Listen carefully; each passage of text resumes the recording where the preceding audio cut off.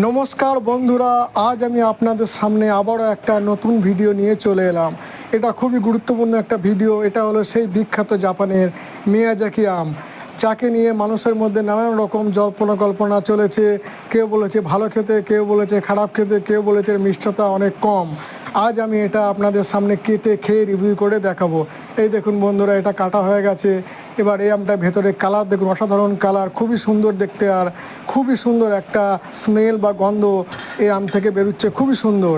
এবার এটাকে আমি এক টুকরো নিয়ে খেয়ে আপনাদেরকে জানাবো যে টেস্ট কীরকম।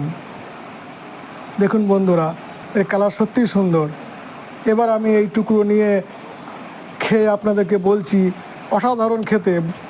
বন্ধুরা, এর যা শুনেছি তা সবই ভুল। খুবই সুন্দর খেতে, খুবই টেস্টি আর মিষ্টিটা মনে হচ্ছে আমার 20-এর কাছাকাছি। তাই এই ভ্যারাইটি আপনারা অবশ্যই লাগান আপনার ছাদ বাগানে, ফলে ভরে থাকবে, দেখতেও সুন্দর।